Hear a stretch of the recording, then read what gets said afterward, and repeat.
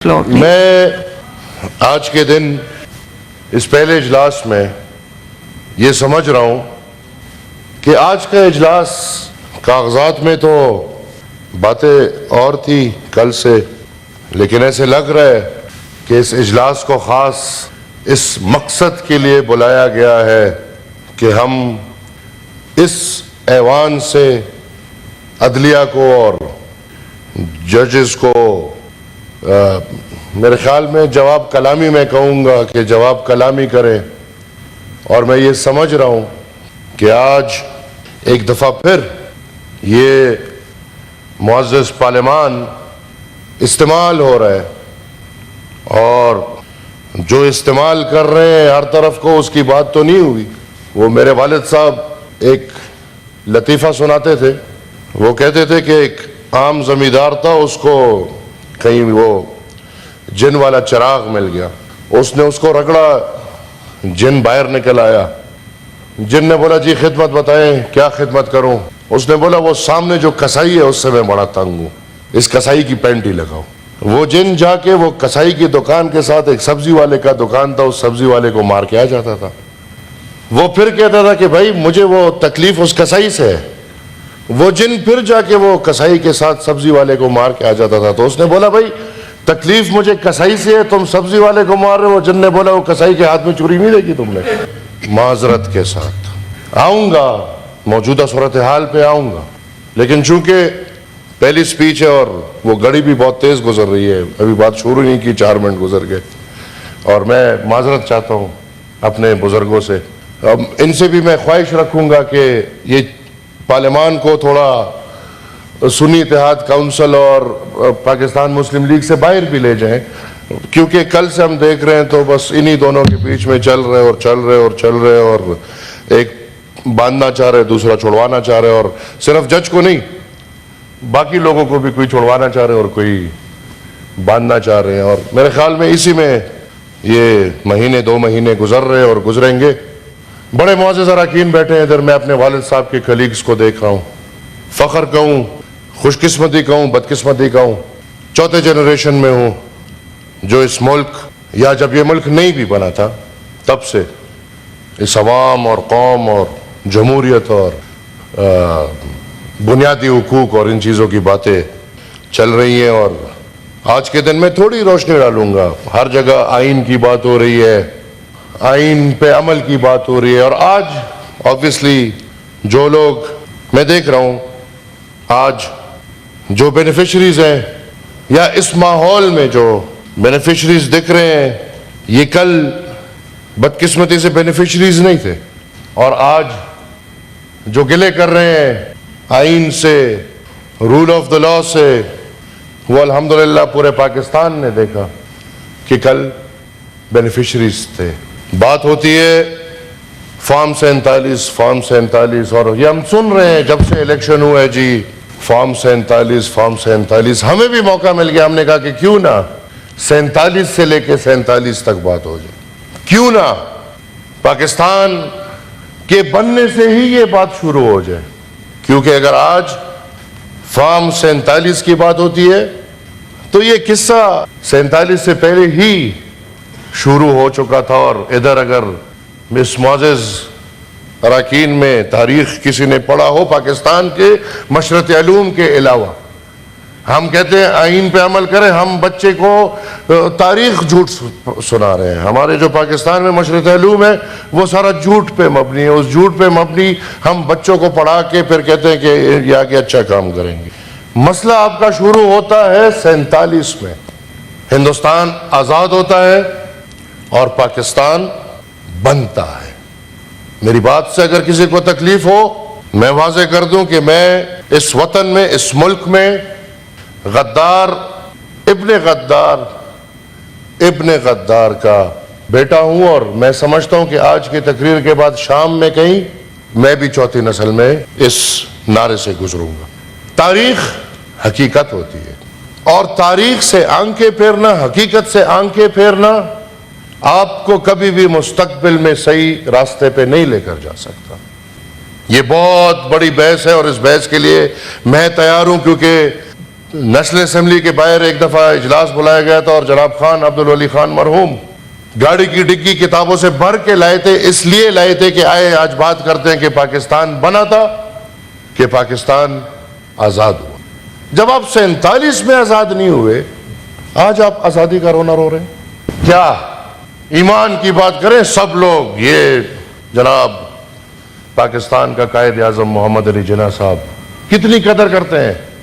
کیا پاکستانی قدر کرتے ہیں ان کی کہ نہیں کرتے؟ تو مجھے تو یہ تصویر بھی قید لگ رہی ہے۔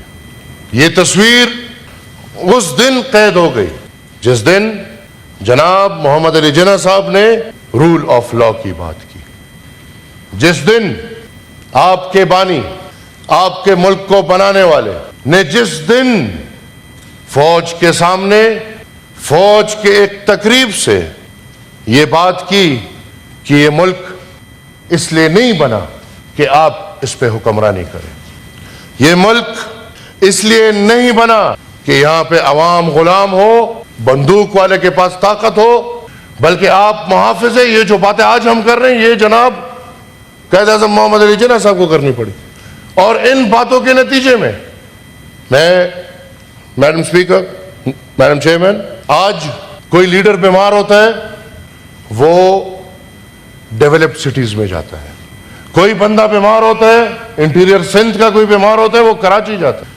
پنجاب کا کوئی بیمار ہوتا ہے وہ لاہور جاتا ہے، ہمارے صوبے پختونخوا میں کوئی بیمار ہوتا ہے پہلی کوشش اس کی یہ ہوگی کہ وہ پشاور جائے، ہمارے پروونشل کیپٹلز میں وہ مسئلے نہیں حل ہوتے تو پھر کوشش ہوتی ہے کہ اسلام آباد آئے یا ملک سے باہر جائیں، دبئی جائیں، لندن جائیں۔ ہمارے لیڈران ہم نے دیکھا ہے کہ لندن جا کے علاج کرا رہے ہیں، ہم نے دیکھا ہے کہ دبئی میں علاجیں ہو رہی ہیں، ہم نے دیکھا ہے کہ امریکہ میں علاجیں ہو رہی ہیں، ہم نے دیکھا ہے کہ یہ سب ہو رہا ہے، لیکن وہ ہمارے بانی جب بیمار ہو گئے تو ان بیچارے کو زیارت جانا پڑا۔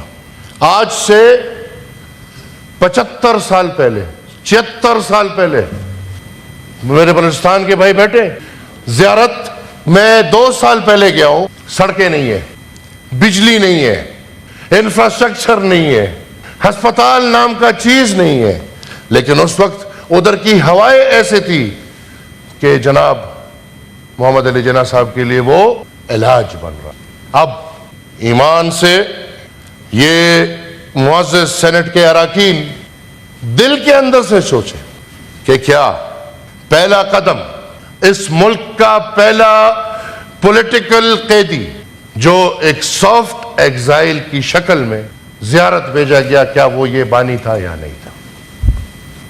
کیا ہمارے پارلیمنٹری لیڈر آف دا سنی اتحاد کاؤنسل صاحب نے بات کی، سوری تھوڑے نئے ہیں تو انشاءاللہ یہ ٹھیک ہوتے ہیں، اور نئے نئے پارٹیز بھی اب یہ ابھر رہی ہیں، تو انہوں نے بات کی ایران کا صدر مرے جی، وہ پورا ایران میدان میں ہے، وہ صرف صدر ہے، آپ کی بانے مرے تھے کسی کو پتہ نہیں تھا، مکیاں گھوم رہی تھی ان کے اوپر۔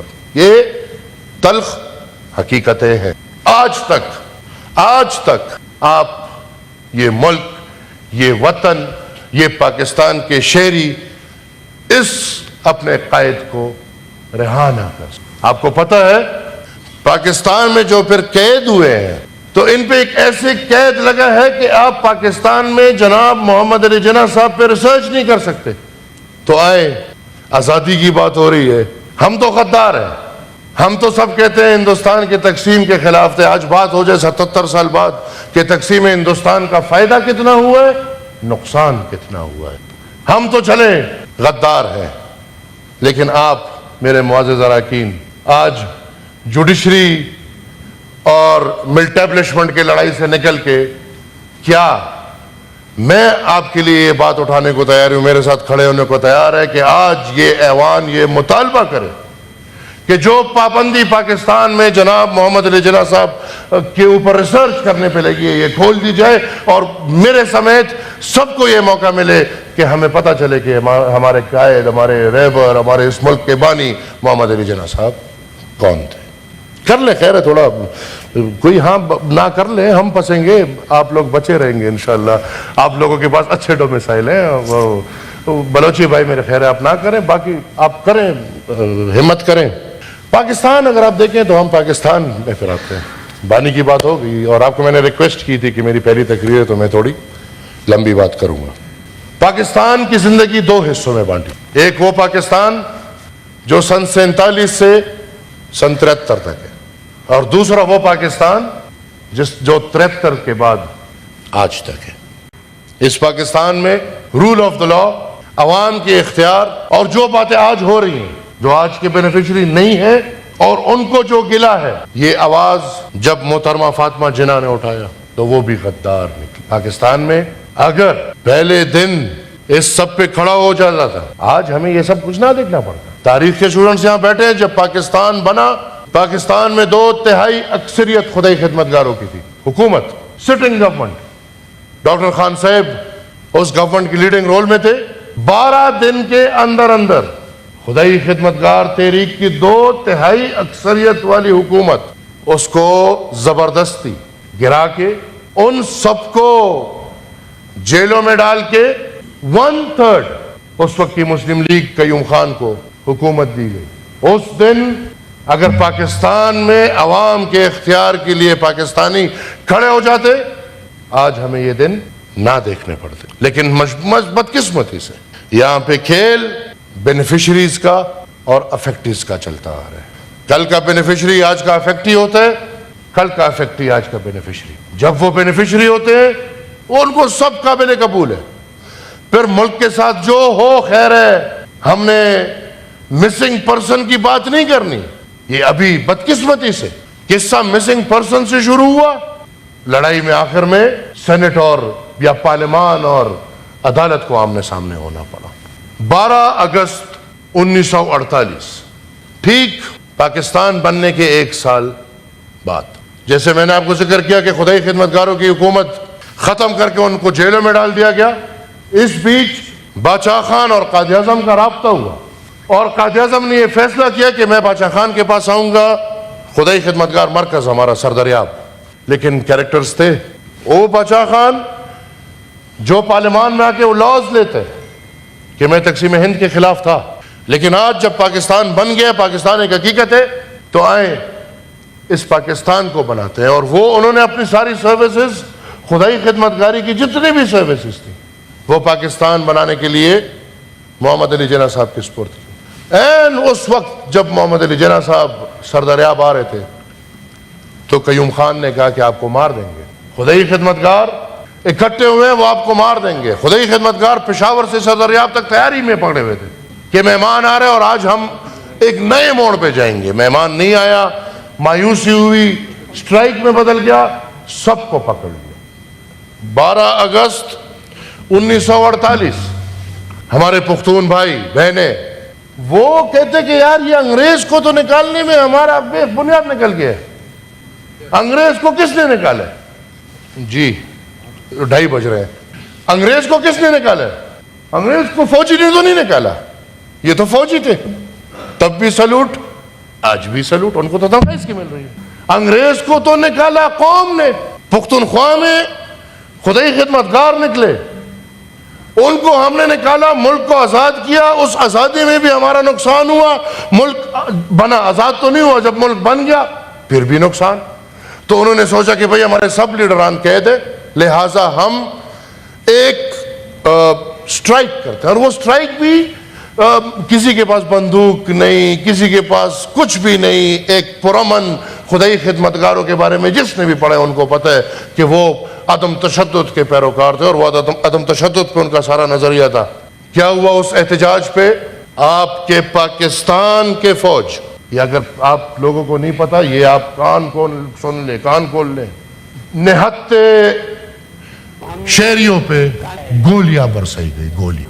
پاکستان کے فوج نے، انگریز نے نہیں، انڈیا نے نہیں، اسرائیل نے نہیں۔ ظالم کی بات کرتے ہیں، سب سے بڑے ظالم تو ادھر رہ رہے ہیں۔ پاکستان کے فوج نے کھلے عام گولیاں برسائی، 600 سے زیادہ شہید اس میدان پہ۔ ہمارے چارسدہ کے عورتیں بچے گھروں سے نکل آئے کہ خدا کا خوف کریں، گودوں میں اپنے بچے لے کے آگے، سروں پہ قرآن نکل کے لے آئے کہ آپ کیا کر رہے ہیں۔ تھینک یو اسپیکر صاحب۔ لیکن نہیں, فوج کی ٹھنڈک نہیں بری, کیونکہ ان کا مشن تھا کہ ہم نے خدائی خدمتگار تحریک کا خاتمہ کرنا ہے. آج تک ہم بھی اس ملک میں زندگی گزار رہے ہیں, ہمیں بھی یہ گلہ ہے, ایک ایک شہید کو ہم یاد کرتے ہیں, ایک ایک شہید کے ساتھ ہم روتے ہیں, وہ فوج کا ہو, وہ پولیس کا ہو, وہ کسی بھی قوم کا ہو, کیونکہ ہم اس سب سے گزرتے ہیں تو ہم اس دکھ میں ہر کسی کے ساتھ ہوتے ہیں. لیکن میرے پاکستان کے بھائیوں بہنوں, آج تک وہ 600 سے اوپر شہداء کا انصاف تو چھوڑ دیں, ان کا ذکر بھی نہیں کیا. مشرق علوم کے اسٹوڈنٹس بیٹھے ہیں, کہیں کتابوں میں بھی یہ بات نہیں سنی ہوگی. الٹا کیا کیا ریاست پاکستان نے, جو میت میدان پہ پڑی تھی, یہ حکم ہوا کہ تاریخ میں میرے خیال میں کربلا ہے, یہ حکم ہوا کہ میدان میں جتنے بھی میتیں پڑی ہیں ایک میت نہیں اٹھا سکتے تب تک جب تک اس پہ سرکار کا خرچہ ہوا ہے. سرکار کا کیا خرچہ ہوا ہے؟ گولیاں چلی. جب تک اس خرچے کے پیسے موازنہ سرکار کو نہیں ہوگا تب تک یہاں سے ایک میت نہیں اٹھے گی. اس میں بڑے غریب تھے, بادشاہ خان جیل میں تھے, انہوں نے جیل سے حکم کیا اپنی زمین بیچ کے ان لوگوں کا جرمانہ جمع کیا. یہ نہیں کیا کہ جا کے جی ایچ کیو پہ حملہ کرو, یہ نہیں کیا کہ جا کے پی ٹی وی پہ حملہ کرو, یہ نہیں کیا کہ جا کے پارلیمان پہ حملہ کرو, بلکہ نہیں, آپ اپنے چاچا سے سن لے, وہ سنا دیں گے آپ کو. بلکہ انہوں نے اپنے حصے کی زمین بیچ کے سرکار کو وہ معاوضہ دیا اور حکم کیا کہ اپنی میتیں اٹھاؤ. پھر ہم پختون قوم, بلکہ یہاں پہ سب قومیں جو بیٹھے ہیں, ہماری غمی اور خوشی واضح ہے الحمدللہ. چھپی ہوئی نہیں ہوتی کہ ہم لوگوں سے چھپائیں کہ ہم نے مثال میت ہے, کوئی مرا ہے یا کسی نے شادی کر لی ہے. ہماری سب کچھ واضح ہوتا ہے, بچے بھی واضح ہیں, شادی بھی واضح ہے, غم بھی واضح ہے. کیا ہوا؟ جس گھر میں میت, اس ہر گھر کے باہر تیسرے دن سرکاری بینڈ باجا بھجوایا گیا. یہ دیکھیں, ٹھنڈک نہیں مل رہی تھی, سرکاری بینڈ باجا بھجوایا گیا, اور جس جس گھر میں دعا فاتح خوانی ہو رہی تھی اس میں اس کے باہر کھڑے ہو کے بینڈ باجے بجائے گئے. میرے ساتھ کھڑے ہوں گے کیا ان شہداء کا حق مانگیں گے؟ یہ کبھی نہیں ہوگا, کیونکہ یہ پاکستان, میں سمجھتا ہوں اور میں کوشش کروں گا کہ میں وائنڈ اپ کروں. آتے ہیں ایوب خان, اور ایوب خان کا وہ دور ہے جب پاکستان پر پھیلاتا ہے. مقبوضہ بلوچستان, تب تک بلوچستان بیچارہ آزاد تھا, مقبوضہ کشمیر, مقبوضہ ملکنڈ, بلکہ جتنے بھی پرنسپیلٹی سٹیٹس پاکستان کے اندر تھے, ایوب خان کسی کو پکڑ کے, کسی کو دکڑ کے, کسی کو تپڑ مار کے, جو ابھی تک ہو رہے, ان سب پرنسلی سٹیٹس کو زبردستی پاکستان میں ملاتا ہے. اور آج جس مینڈیٹ کی بات ہو رہی ہے, تو اسی مینڈیٹ کی خاطر جب ہمیں یہ شوق چس کہ نہیں بھائی پنجاب پاکستان ہے اور پاکستان پنجاب ہے اور اس کے علاوہ پاکستان کچھ نہیں ہے, ہم نے بنگال کے مینڈیٹ کو نہ مانتے ہوئے ہم نے اپنے آتے ملک کو, اگر آج یہ بات ہوتی ہے کہ پاکستان تقسیم ہو اور آدھا پاکستان ہم سے جدا ہو کے بنگلہ دیش بن گیا, اس کی کیا وجہ ہے؟ یہی وجہ ہے کہ آپ ان کو مینڈیٹ دینے کو تیار نہیں تھے. یہی وجہ ہے کہ آپ ان کو ایک مظلوم محکوم قوم کی طرح تصور کر رہے تھے. جس طرح آج آپ پختون کو, بلوچ کو, سرائکی کو, مہاجر کو, سندھی کو, بلکہ پنجاب میں بہت لوگوں کو, کشمیری کو, گلگتی کو, جو جس طرح کنسیڈر کیا جاتا ہے, کیا ملا آپ کو؟ آپ کا ملک دو لخت ہو گیا. اور جب ملک دو لخت ہو گیا, پھر احساس ہوا, میں سکپ کر رہا ہوں کیونکہ میں دیکھ رہا ہوں ٹائم شاید میں زیادہ لے رہا ہوں, میں کچھ باتیں کوشش کر رہا ہوں کہ میں سکپ کر رہا ہوں. کیا کیا آپ نے؟ اب تھوڑا میں اس پہ بنگلہ دیش پہ تھوڑی بات کر لیتا ہوں. بنگلہ دیش میں اس سال 90,000 سے اوپر اللیجیمیٹ بچے پیدا ہوئے. کس نے کیے؟